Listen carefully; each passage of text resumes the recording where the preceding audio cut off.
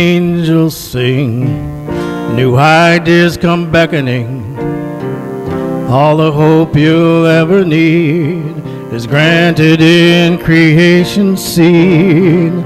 All alone or in a crowd, silent night or one so loud, peace is ours to hold so dear, as close as the next midnight clear.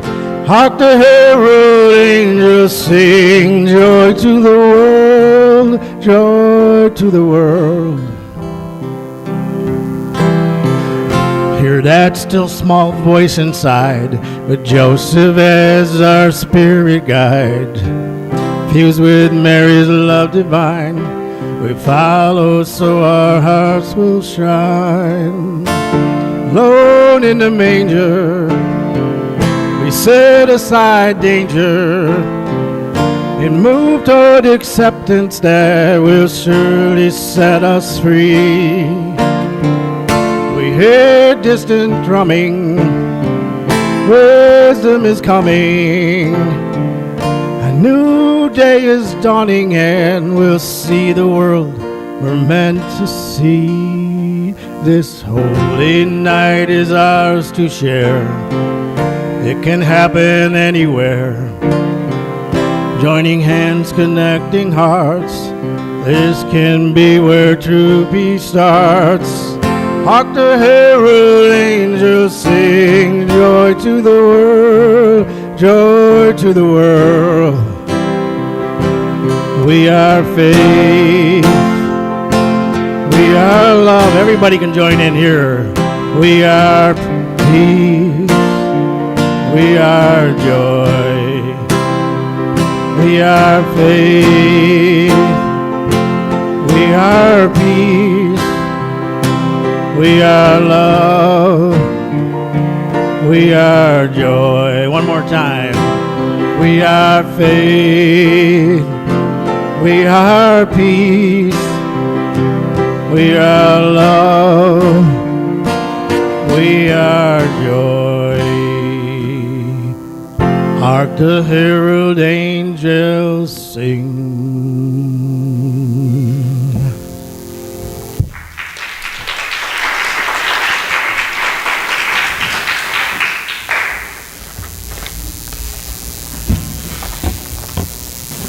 Welcome to Unity of Little Rock.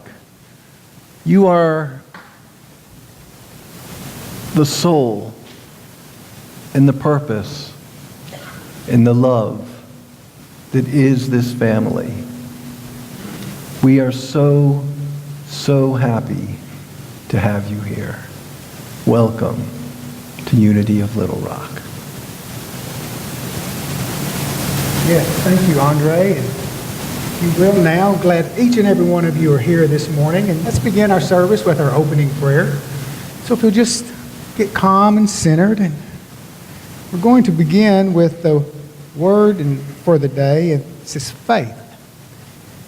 As we begin this Advent season, we begin by affirming our faith, the power of faith that we are. On this first Advent Sunday, we begin a journey that can bring us to a stronger, keener, and heightened awareness of who we really are.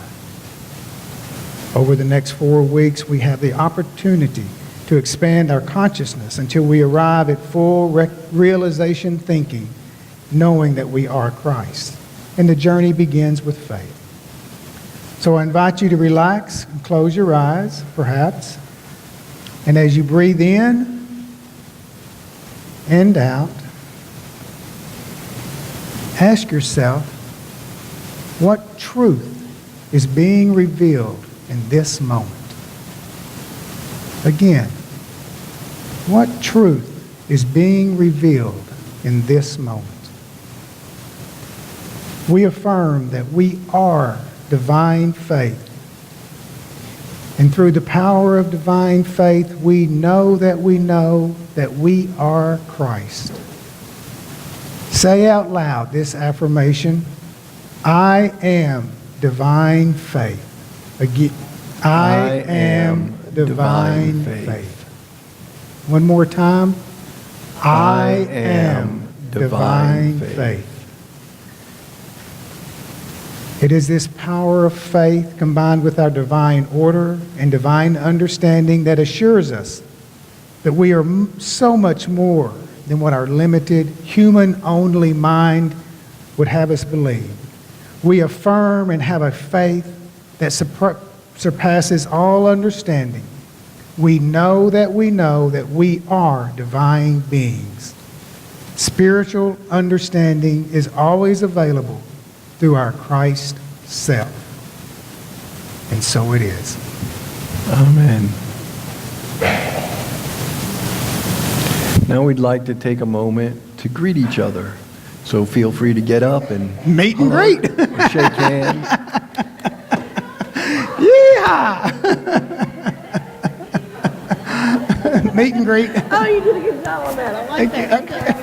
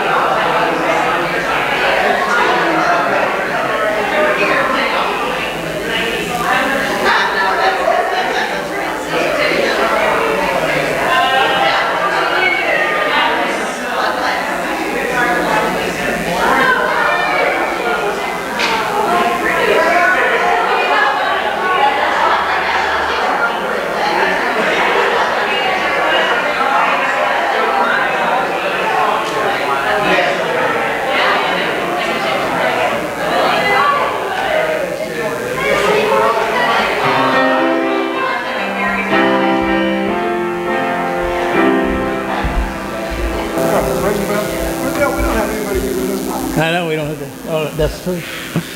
Hey, as you make your way back to your seat, if you'd like to, please stay standing and help us sing this very familiar, popular Christmas song. Since it's December and the Advent season, we're going to be singing some Christmas songs going forth. So join us in "O Come All You Faithful."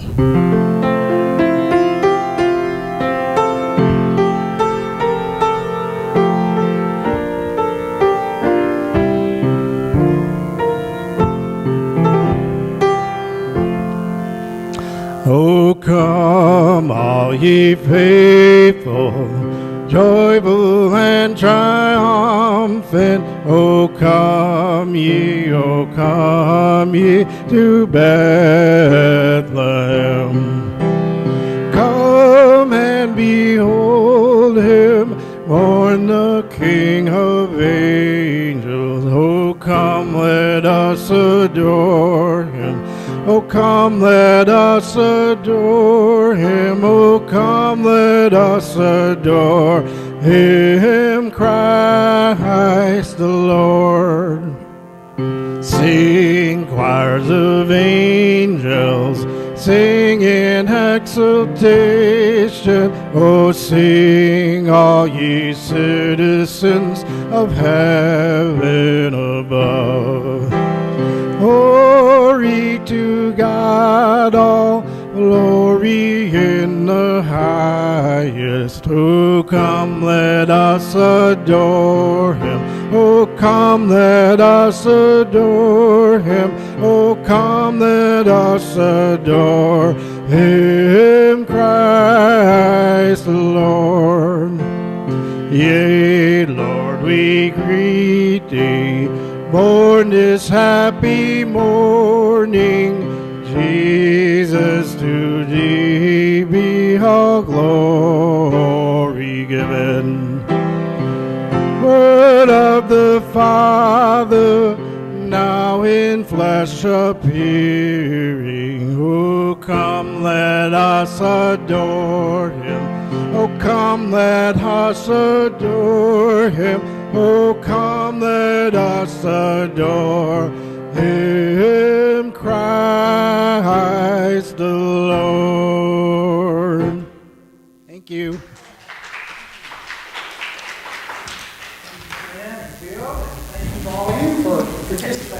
Beautiful. We come now to that part of the service where we light the Christ candle, and Jeannie is going to light that for us. The lighting of the Christ candle is traditional at Unity churches throughout the world. It represents the inner light that we all are. I like to think of it as a remembrance for us to remind ourselves of who we really are as a spirit of light and love. Are we also going to light the Advent candle now? We're going to wait. Okay. All right. Let's go ahead. We're going to read the daily word for the day, which is on faith. And the affirmation begins by saying, spiritual understanding is always available through my Christ self. My mind knows that it knows through the input of my senses and experiences. While practical choices can easily be made through this knowledge, spiritual understanding is not a function of mind. I access it when I am prayerfully centered in the energy of my heart. It is not always specific, and it may not seem immediately relevant. Spiritual understanding provides me with a feeling of security and peace, a sense of being exactly where I am meant to be at any given moment. Spiritual understanding guides me through every choice. In faith, I know that the power I am is greater than any circumstance, and I call upon the power I am for every choice and decision. And so it is. We come now to that part of the service where we affirm our statement of being. So if you will, read along with me. I am an individualized expression of God. I am ever one with this perfect life, perfect love, and perfect substance. And so it is. And if anyone needs prayer support or has prayer requests, I'll be available at the front here after the service. Okay. So this is the beginning of the Advent season. We're starting with faith today, and I found this song by Chris Tomlin, who is the same gentleman who did the arrangement of Amazing Grace that we've done a couple times here. I did kind of a special part in it. So this is called Sovereign.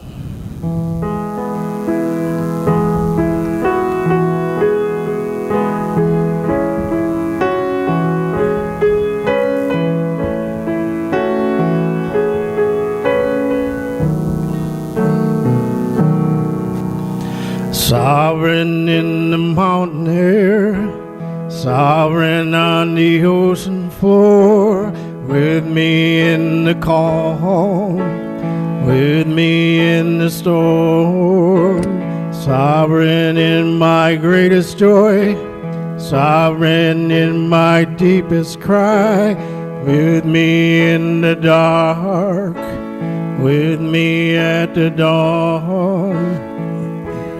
In your everlasting arms, all the pieces of my life, from beginning to the end, I can trust you.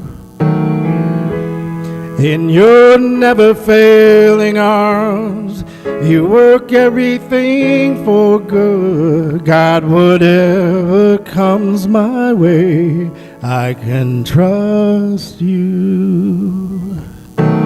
Sovereign in the mountain air, sovereign on the ocean floor, with me in the calm, with me in the storm, sovereign in my greatest joy, sovereign in my deepest cry, with me in the dark, with me at the dawn. In your everlasting arms, all the pieces of my life, from beginning to the end, I can trust you. In your never-failing arms, you work everything for good. God, whatever comes my way, I can trust you. God, whatever comes my way, I will trust you. All my hopes, all I need, held in your hands. All my life, all of me, held in your hands. All my fears, all my dreams, held in your hands.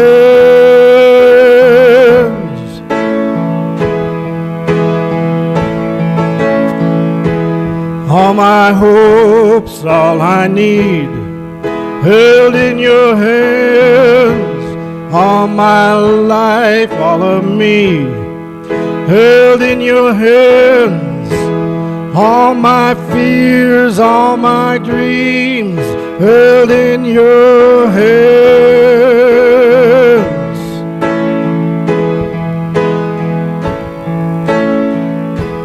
In your everlasting arms, all the pieces of my life, from beginning to the end, I can trust you.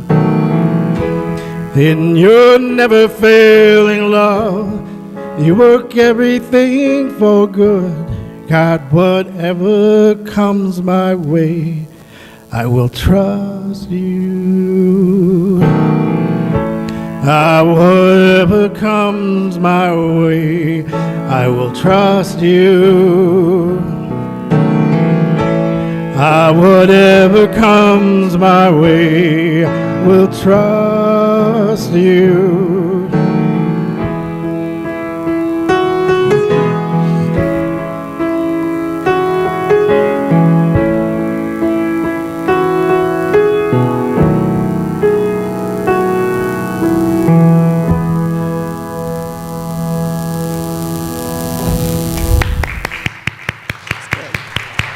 Thank you very much.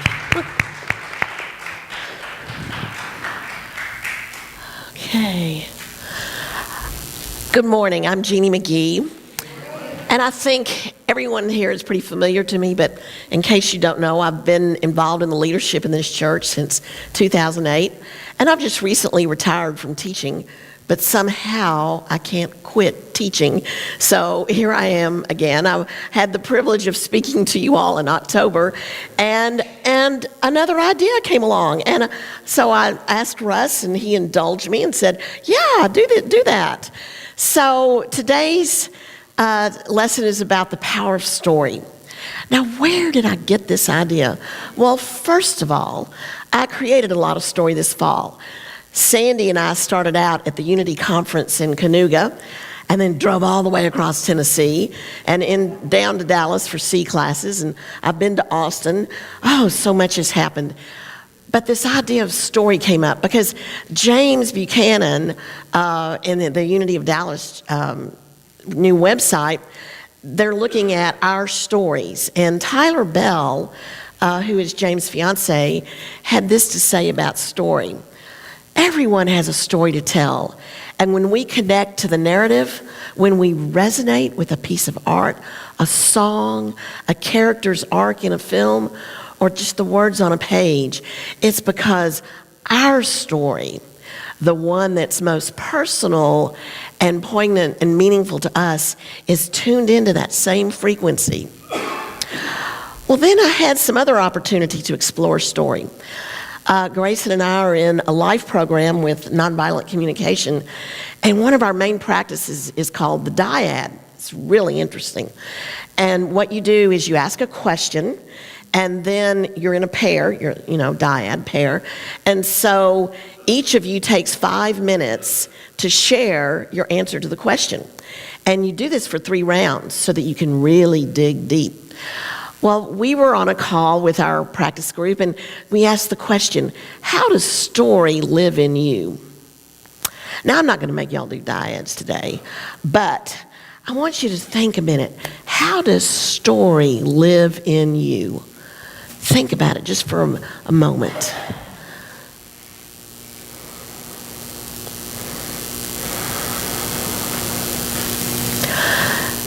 Are your favorite stories coming to mind?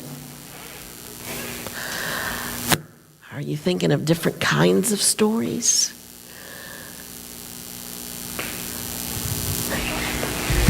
Oh, anybody, what comes to mind when you think of story?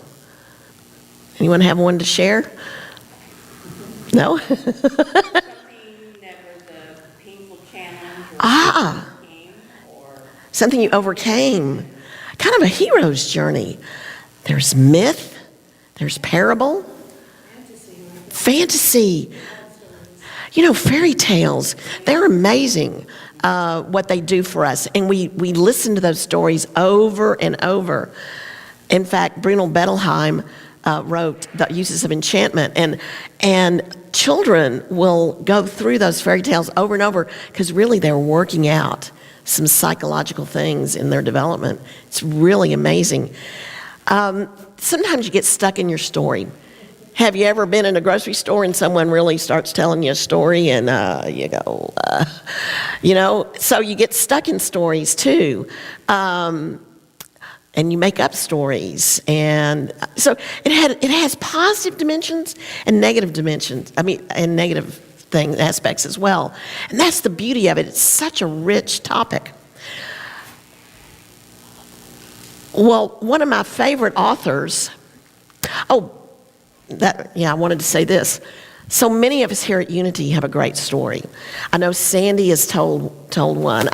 I look out here in the glory of each face, and I know you all have some really wonderful stories to share. And Beverly Pryor is a licensed Unity teacher down in Dallas, and we've started working together because we're putting together a workshop on story that we want to present in either January or February, and we're going to do it in Dallas and here. And it's just fascinating what we've come up with. We're looking at Joseph Campbell, Brene Brown. It's going to be really fascinating because I want y'all to understand your spiritual story. And in fact, when you learn to tell that story, that is the best selling point for our community. We talk about how can we grow our community. I think when we start sharing our story, that's how we can really grow our community. So my intention today is to kind of prime your storytelling pump so that you understand how you might use your story and share it. And I may, it's Christmas time, I may connect it to a great story. We'll see. Now, one of my favorite authors is Brene Brown. She has done a lot of research in vulnerability and shame. And one of her, this isn't her most recent book, but it's one I really like. It's called Rising Strong. And in it, she says, we are wired for story. We yearn to own, integrate, and share our stories. Don't you love sharing? You need a witness to your story. Well, stories everywhere, from creative moments to marketing, and y'all, even to the math classroom. I'm not kidding. My best lessons came from stories. And when I taught, young teachers to teach mathematics, I always said you got to do launch, explore, summarize, and apply. Well, that's just the beginning, middle, end of a story. And, that launch, you need to engage in the story. That's what stories are for. They draw us in. And my best math problems were the 3-act problems from Dan Myers. So, even in math, we've got stories. And in fact, the neuroscientists have shown that the pattern of the story, that beginning, middle, end, it actually releases cortisol and oxytocin. And those are the chemicals that bond us, that connect us, that help us with empathy. And in fact, the very creativity of the story integrates. It's how we fold our experiences into our being. Now, honestly, that's what Brene Brown wrote, but I love that. How we fold our experiences into our very being. So, now stories, they're an inside-out job. Nothing external to our mind can hurt us. This is something from A Course in Miracles. And then there's the book that we've studied this fall, The Eye of the Storm. No one is against us because there is no other cause of oppression or suffering or anything like that than that of our own thoughts. And stories come from our thoughts. Nothing but our own perception affects us. And so stories live in the changeable, non-physical realm, if you're looking at Paul Hasselbeck's work. And that's the cool thing. We can change a story. We can reframe it. We are not stuck in it. Now, Pema Chodron says there's no such thing as a true story. See, some of us get into it like, this is the way it is. This is the story. This is it. Well, stories can turn into beliefs, and then we just don't hear anything new. We don't allow anything in. So Pema illustrates this really well with a wonderful, of course, story. So there was this godly man that was visiting this village. And this village loved to have pomp and circumstance and ceremony. So the godly man dressed in a robe and a hat, and he paraded down the street. And on one side there were half the people, on the other side the other half the people. Well, now y'all, his hat was painted half red and half blue. So he's walking down the street. And so the people on the right said, "Oh my God, he is such a godly man. Oh, I've seen God, and God wears a blue hat." And the people on the left said, "Oh no, God wears a red hat. You're crazy." And they began to fight over the perception of who is God. What does God look like? I know what God is. You don't know. Well, so the godly man at the end, he turns around, walks back the other way, and the people see, we were wrong. Now, wouldn't it be so wonderful if we could fix those different perceptions of religion and God just by simply turning around and walking the other way? But that doesn't happen. But I love that because it's just perception, just like I said. And so stories really aren't the truth, but you know what? They point to the truth. And so how do we find our truth in our stories? Well, now, Brené Brown, as she was starting this book, Rising Strong, she visited Pixar Studios. And on one wall, she saw, they just had all these posters and banners. Story is king. Story is the big picture. Story is process. Story is research. And if you know anything about their wonderful films, they are wonderful stories. And so for Brené, story was emerging as a key variable in her research. And so a process began to emerge, but she wants to caution you, it's not a formula. It's not step 1, step 2, step 3, but it's a process that you might be able to look at. So she realized the process was, and I love alliteration, the reckoning, the rumble, and the revolution. Okay, now the goal is wholeness. So participants spoke about the importance of feeling authentic and whole rather than always compartmentalizing their lives or editing their stories or hiding part of their stories or living in shame. But if we participate in creation, we know this in Unity, we create our own reality. We get to do it. We get to connect to the divine ideas.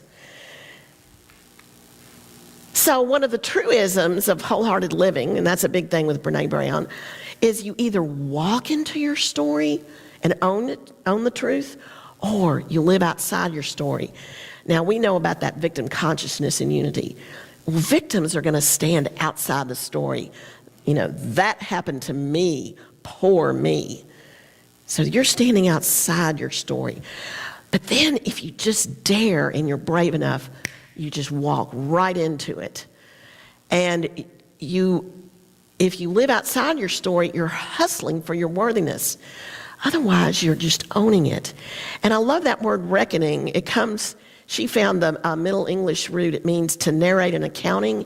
And it's kind of like calculating, where are you? And we do that in Unity too, where we try to look at what is our consciousness here. Is it victim, Katie? No, I'm sorry, you're stretching, okay. See, I'm being the old teacher. I saw a raised hand there. Now, there's 2 parts to the reckoning, and I love this. First, it's engaging with our feelings, and then also getting curious. Oh my gosh, well, I'm an old NBC girl, nonviolent communication, so yeah, we know you got to get down to the feelings, you know, and curiosity. Oh my God, that's what killed me as a teacher. If only students would just get curious about things and get engaged. But in NVC, what we do is we get engaged and we look for those core beliefs that might be driving us. And we look for the underlying needs. And that is how we navigate. Now, the reckoning is how you walk into it, the story. But the rumbling is how you own it. And this is where, this is the messy part. It's where you really got to get honest. And it can be really hard. In the reckoning, we get the stormy first draft. Now, I love it. Brene literally in the book calls it the blankety blank first draft. And I hope that word doesn't come out of my mouth this morning. But anyway, and if you think about it, you do have that stormy first draft. You let what we call in NBC, you let the jackals go. You know, you let that voice in your head. You just let it go. You got to honor it. You can't run away from it. It's getting your attention, you know. And but in the rumbling, there's a danger of creating conspiracies and confabulations. You know, because what do? We start filling in gaps. We start making our own meaning, and we start assuming what other people's motivation is, and you know, we look at them instead of looking at us. So as we do this at the expense of uncertainty and vulnerability, well, when we lose that vulnerability, we're going to start getting rigid and getting stuck. So a story based on limited real data and imagined data blended with your emotions and something else, you create this satisfying, and I have created many of them, satisfying version of reality. It's a conspiracy. And in fact, conspiracy and confabulation, we are living in a time of conspiracy and confabulation with fake news and politics and the way the world is. We're seeing this firsthand. And then there's that confabulation when people replace missing information with something false and they believe it to be true. And really, this is happening so much in our time right now. You know, and all these appearances of the way we thought people were, and yet then we're finding out, you know, all these sexual things that are going on underneath, and it really makes you start doubting things. But then the most dangerous stories we make up are those narratives that diminish our worthiness, because we get caught in our core beliefs, and we go, I'm not good enough, I'm not worthy, I don't matter. And y'all, in a way, we want to get out of all that, but we seem to kind of create stories that support the dadgum core belief. So those are really the dangerous ones. Now, I love this. This is from Brene Brown, and so she brought in a mathematical symbol. So you're in this rumble, you're in this chaos, and it can be like, I don't know where I'm going to get out of this. But the delta, delta, it really is a calculus symbol, and it means delta x over delta y. I know this. It's the difference, but it's talking about the difference, the change. And here it's the difference between what we make up and the truth we start to discover. Now, she liked it that it was a triangle symbol, because we've got this three-legged stool. We've got feelings and needs, and then our actions and behavior. And then, of course, delta, this is where I love play on words. So a delta is that marshy part of the river that connects to the sea. And it's kind of a real fertile ground of growth, if I think about the Mississippi Delta. And the delta it's kind of sloggy and slow, and it gives you the time and space for what's really important is self-empathy, because sometimes we're our own worst critics of these stories, and then reflection. So if you get into that delta, it's a time to really start pulling it together, and then that leads you to perhaps the revolution. Now, we can write a new ending to our story. As I said, we can reframe it. It's changeable. That's what I love about it. And we use the newer stories to change how we engage with the world. And so, and she did make this point about why is it revolution, not evolution? Well, it's true that we might be making incremental steps as we're going along with this, but I know I've been in too many MVC moments and workshops where when the person gets it, their heart just shifts. I mean, it can be sudden, and you never go back if you really can get that far with it. It's a really beautiful process. Well, in fact, so I've got the NBC dance. And I've got my dance cards, Grayson. Thank you very much. And so, yeah, so we start with the jackals, judging and blaming. And then we might get to be where we're a little more truthful. We've got the observation. And then we get the feeling and the needs. And then finally, the requests. Now, you might make a request of the other, of yourself. You might want to do something right now. And you might have a group that you need to make requests for. So here's this dance. Okay, but now it's not fair if I just tell you about this. We need to experience this. So guess what? I have asked a guest to join us today. Joseph.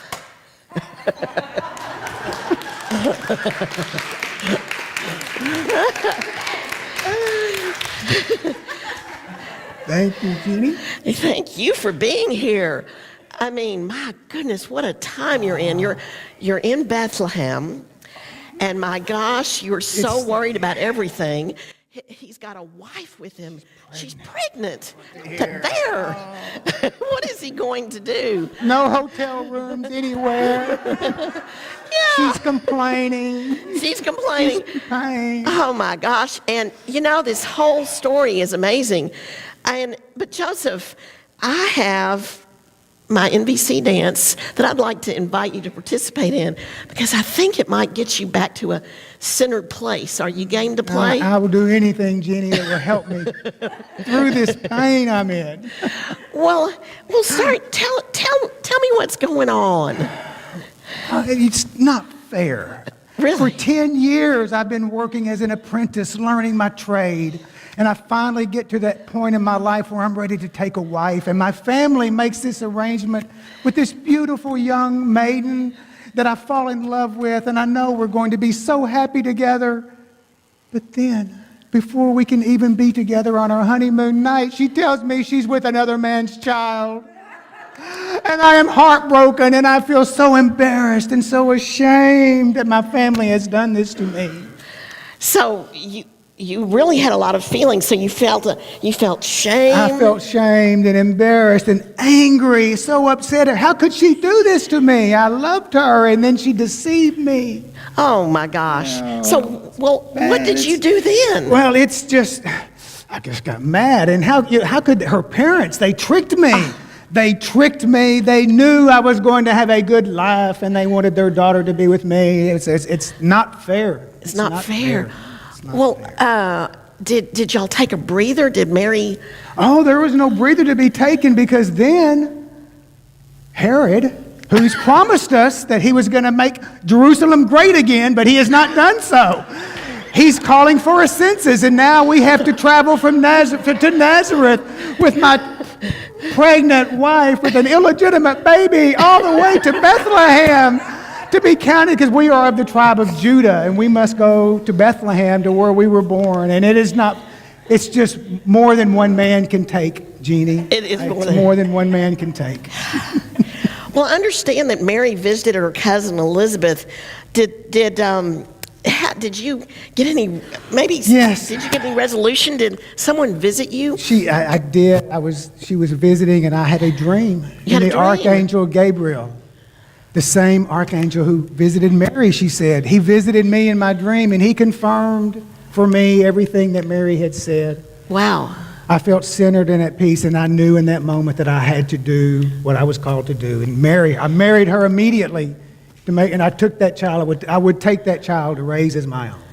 So then you had a need you had some clarity. I had some clarity, my need for clarity. And understanding. I had some need for understanding and my need for contribution and my need to make a difference and to matter. So you think this is a bigger picture than just your family? The Archangel Gabriel in that dream showed me that this is what is supposed to happen. Wow. So now you're feeling a lot. You're feeling a lot more peaceful. I'm feeling peaceful and happy, and I'm even celebrating that my new wife and my child that is on the way. Wow.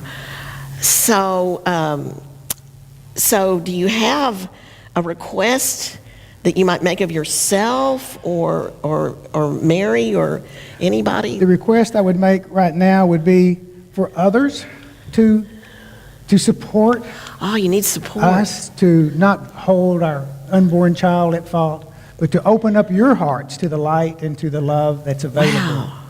when we see our true selves. Right. Sounds like, it's not really an NBC one, but sounds like you're having faith that with the angel's message and that what you're going The to power do. of faith has been awakened in my heart and in my mind, and I have faith and believe and trust that all is well. All is well. Wow. Thank you. I feel so much more peaceful now after doing this dance with Look you, at Miss you. Jeannie. Yeah. I agree. Thank you. Thank you so much. Thank you.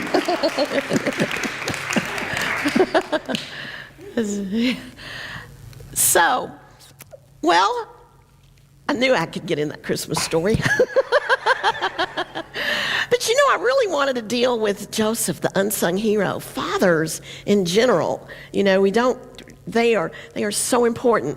And I found this I did a lot of research, had a lot of fun doing this.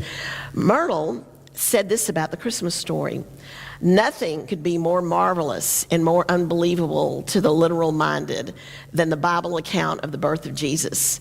The star, the angels singing, the shepherds, the wise men traveling from afar, all in homage to a babe born in a manger. Fairy tales? Oh, not at all. We believe the whole account because we know that the Christ comes not by sense testimony. That's where we get caught up into literalness. It's not by sense testimony. We know that he comes as a spiritual, invisible presence, and that the imaging power of the mind must necessarily build up figures to convey this idea of his coming within us. Now, the thing that I want you all to start thinking about, and this is kind of cool because we did this is the beginning of the Christmas story. You know, this is kind of the backdrop, Mary and Joseph getting themselves squared away and getting to Bethlehem. So we haven't really gotten to the birth yet, but we have, this is an opportunity for you because we have a need to hear this story over and over again, kind of like those fairy tales. And I know I listen to it every year because this story, once understood, it's our story too. How do we fit into it? And what we need to do is make meaning of all the parts. Now, I see a father-mother archetype here. And, you know, the union of the divine masculine and feminine is just really essential to this birth of Christ awareness. So Mary symbolizes the purified soul. And it's through the virgin awareness of pure intuition, that the perfect Christ idea of our own spiritual identity is inspired. So Mary demonstrates the power of love. I always love to bring this down to the 12 powers. That's the highest good for all our souls. Now, Joseph is the earthly father, and he represents our thinking faculty. But we've got to have both. It's heart consciousness and life. Our thinking ability serves to protect, guide, and support us when it is illumined and attuned to the spiritual truth through intuition. So it's got to work together. Joseph is strength and wisdom. He's the strength and wisdom within you, which protects and guides the love in your soul. Strength and wisdom will support the love of your heart. These powers nourish and support the new and wonderful good, which will come out of the union of these powers, and they support your Christ nature. So I hope we can kind of take this symbolism into the story and you can make it your own thing. So as the Christmas season unfolds, we're going to add more symbols and metaphysical meanings. And like I said, I wanted to look at the beginning of the Christmas story. So I hope you can make a reckoning of, that calculation of where are you in this story, and prepare to use the Advent season to remember your Christ nature. So as we think about Christmas, it's the true birth of the Christ within us, and it can happen every day, not just at Christmas, but it's a wonderful time to remember this. So now today is the first Sunday of Advent. It's faith. And I love it, Tam. You really brought in some beautiful songs. I love your Advent song and singing, "Oh, Come All Ye Faithful." And it's really interesting. If you read the Unity material, they talked about Mary only. And I added Joseph because honestly, y'all, they go together. So the same faith that was in both young Mary and Joseph as they married and set out on their journey to Bethlehem, it's available to me and to you. If we step out in faith and pray that day by day, choice by choice, divine life and love faithfully expresses in every part of our lives, have faith in every choice you make as you rumble and write your own story. Thank you for letting me share.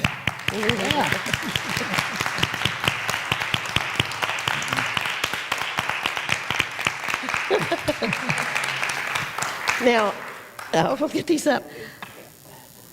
So, at this, let's see, we're gonna light the candle before meditation, but I guess we do the song first. I thought we were going to light the Advent candle. Okay, we'll do the Advent. So, Joseph, if you'll join me one more time. Is there anyone here who is not aware that Advent begins today? Today begins the Advent season, and it is on faith. So Jeannie is going to light the first candle, and this period of time represents our journey. Well, Rudolf Steiner, he said it's our journey from Jesus to the Christ.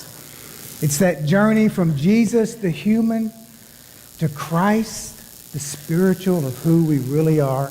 Each week we'll be lighting one additional candle as we grow into this greater consciousness. And with faith, we approach Christmas Day when the Christ child will be born in each of us to a greater awareness, a greater understanding, and a greater height. And so it is.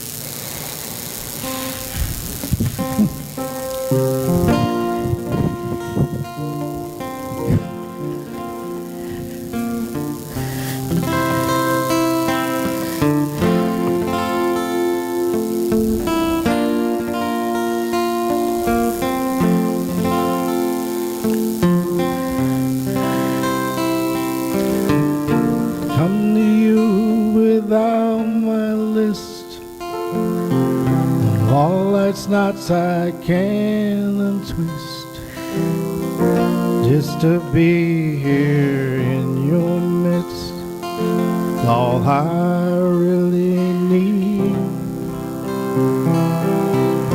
and to sit here quietly, loving you, you loving me. In the silence, in the peace, is all I need to be. Hallelujah, hallelujah, hallelujah, hallelujah.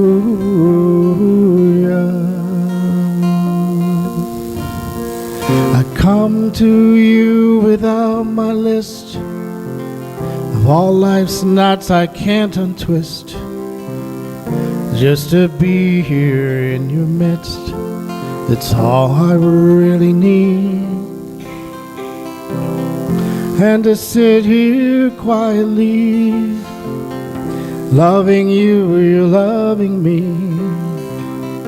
In the silence, in the peace, is all I need to be. Hallelujah,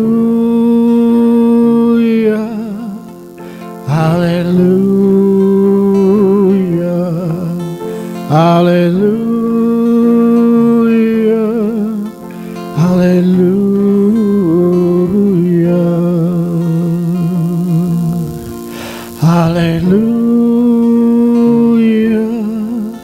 Hallelujah. Hallelujah. Hallelujah.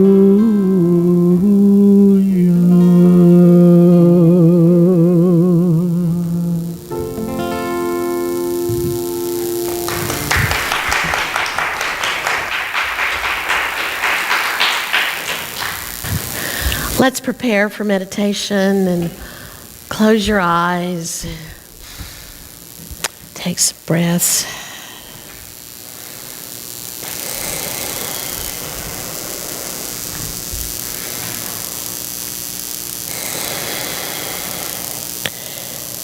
And as we calm our breath and begin to breathe more deeply,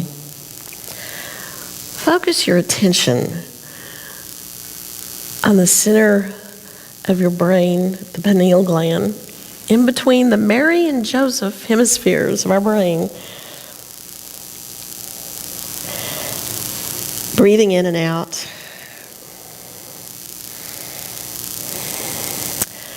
Bless this connecting link between the earthly father and the intuitive mother.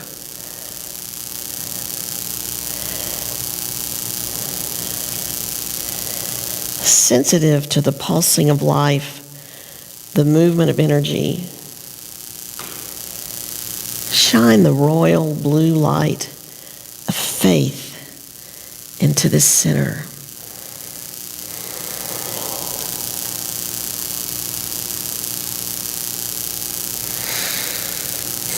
As you breathe, let this light just fill your body, the light of faith.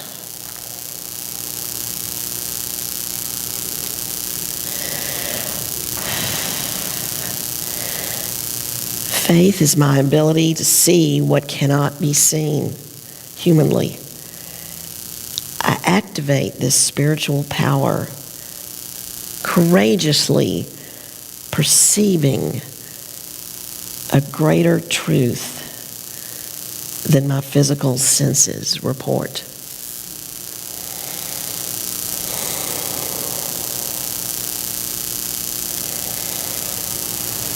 I dare to see my truth, what cannot be seen by human eyes, but it exists as surely as the sun exists behind the clouds.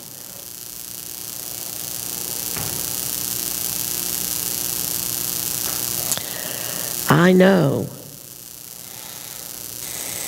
that life is irrepressible, eternal, and perfect.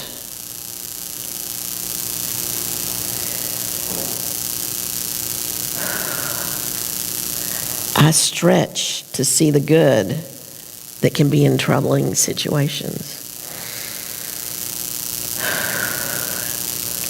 No one is against me. No thing is against me. Everyone is just doing their best.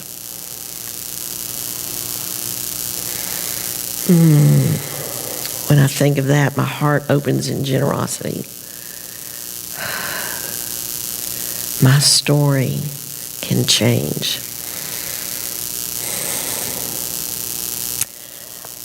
I envision possibilities even in seemingly impossible circumstances. I devote myself to perceiving the good that can be.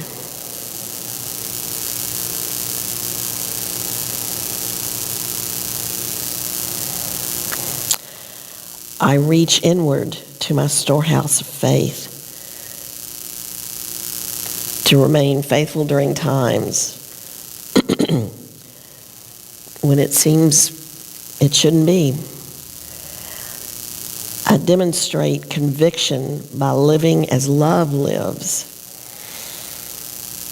as wholeness lives, as wisdom lives.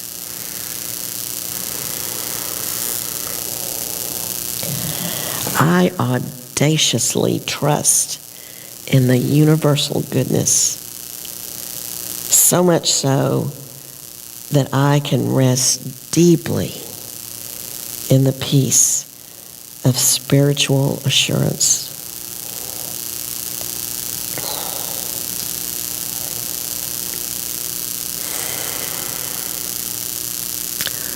Stepping out in faith, I live in positive expectancy. I center my attention in joyous anticipation, knowing all is well. Let us take faith into the silence.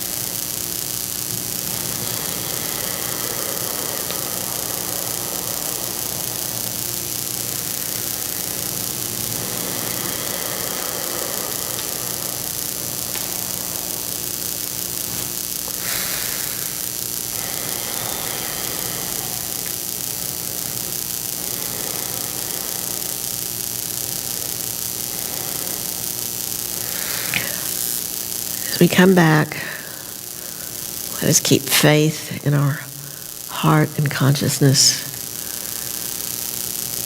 Day by day, choice by choice, I live in divine faith.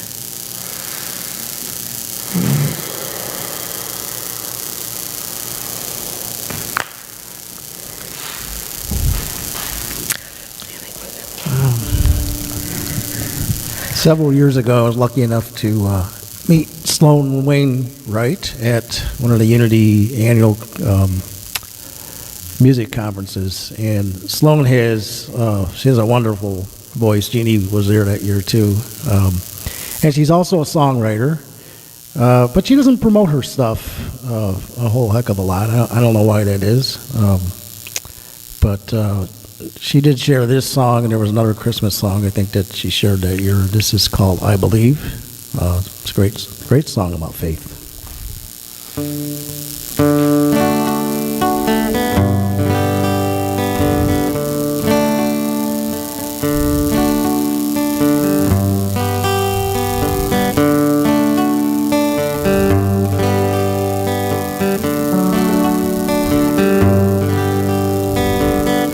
It's a mystery wrapped in a riddle.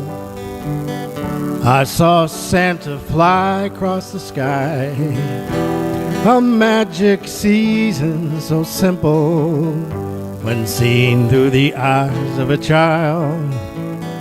Silver sleigh bells ring and jingle. Do I hear reindeer up on the roof? Snow falls so soft and silent.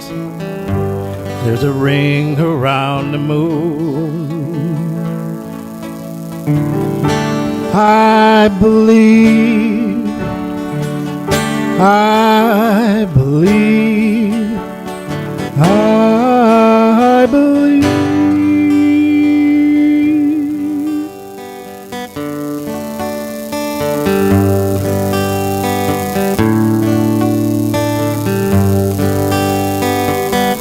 It's a present tied up with a ribbon underneath the Christmas tree, full of love and everlasting, a gift you give and receive. Feel the warmth of a roaring fire, see the twinkling colored lights, miracle of joy and comfort. knowing it's a wonderful life. I believe, I believe, I believe.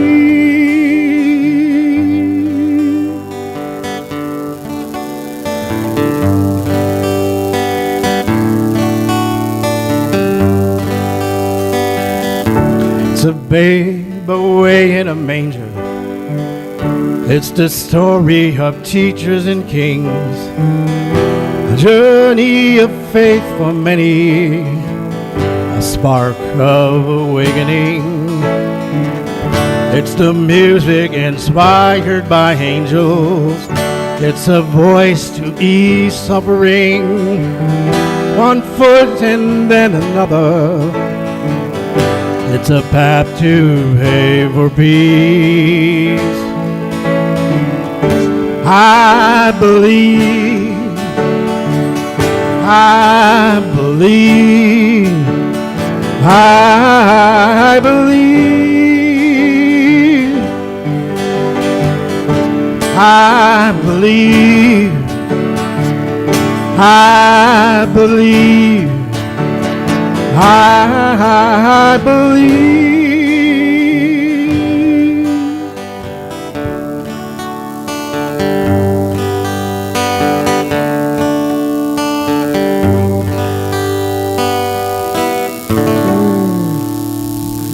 Love that. Thank you very much. Oh, Tam, you are really finding some great songs. I love that. I believe it's beautiful. Having topics to look up songs. Now it's time to organize our gifts. It's the season of giving. So as we bring the offering forward, let's let's start collecting. Okay, I'm sorry.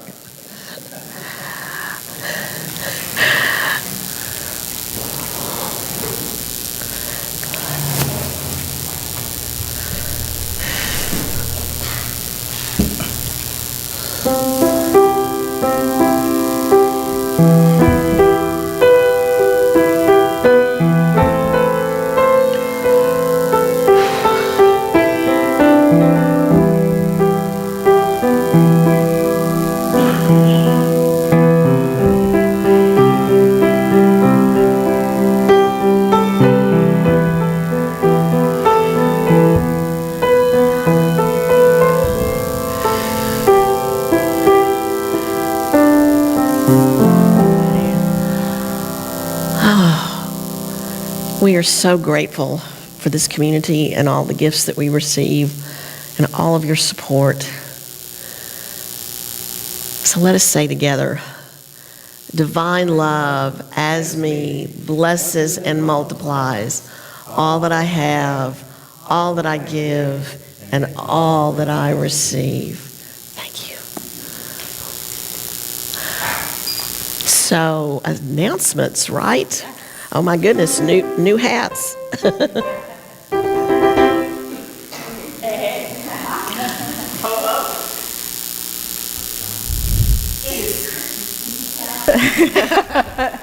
one of my favorite times of the year. So I got off to a good start this year and got my goodies out and decorated my yard yesterday. Santa face planted himself in the yard. Had a little too much eggnog to start the day. I don't have our slide with the announcements.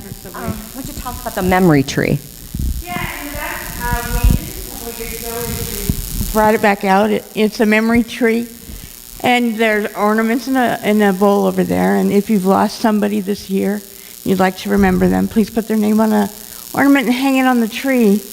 When Christmas is over, you're more than welcome to take it off the tree and take it home for your personal decorations next year.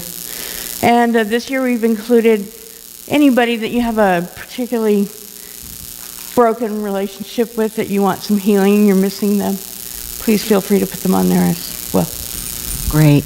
And I'd like to talk about our adoption. We are adopted 2 families through our house. We still have a few individual items. I have ornaments, paper ornaments up there. If you would like to pick just one to put, it's one item. We have, some people have already brought back the gifts for the people, or if you'd like to adopt a person, please see myself or Jerry after service, and there's more information in the bulletin about that. Want to talk about the Christmas party? Our Christmas party is this week already, and it's early this year. Judy Robinson's here. Yeah.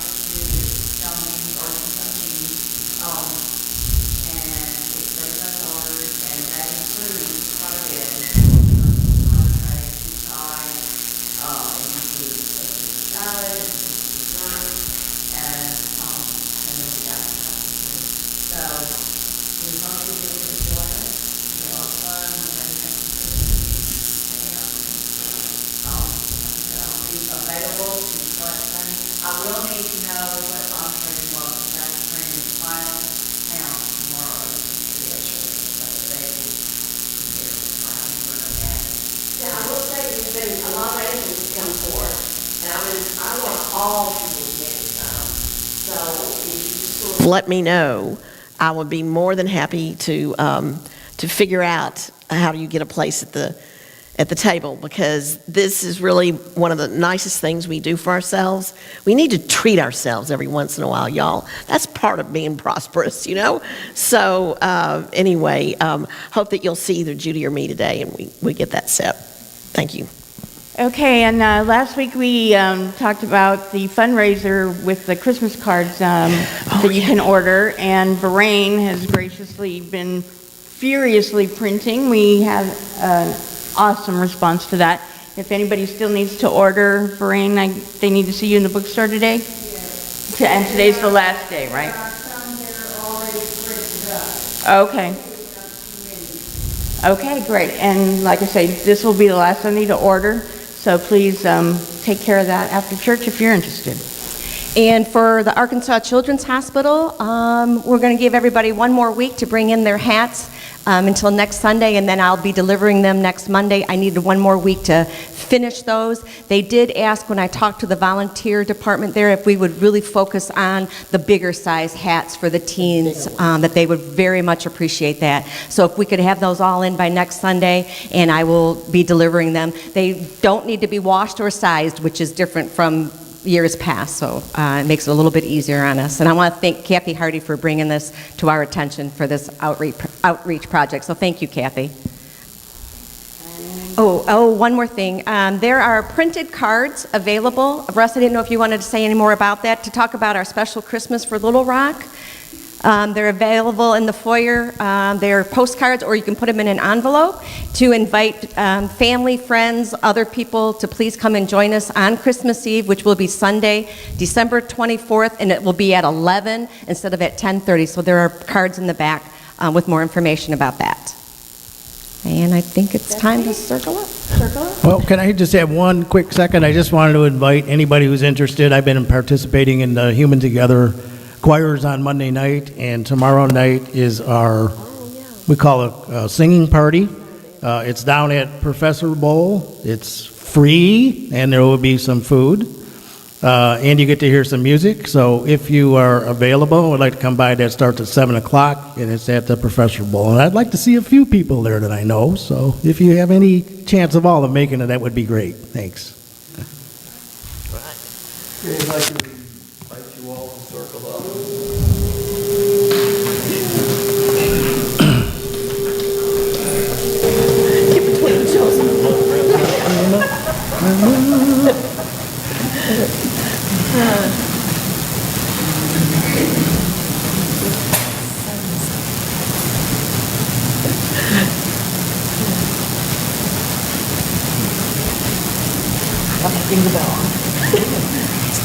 And your lights. I like your lights. I can change the... Let's see. Oh, you got it? Oh, okay. I had it. There we go. Okay, I'll let you take it. Okay, if you'll respond with what's in blue. The light of God surrounds us. The love of God enfolds us. The power of God protects us. The presence of God watches over us. Wherever we are, God is. All is well.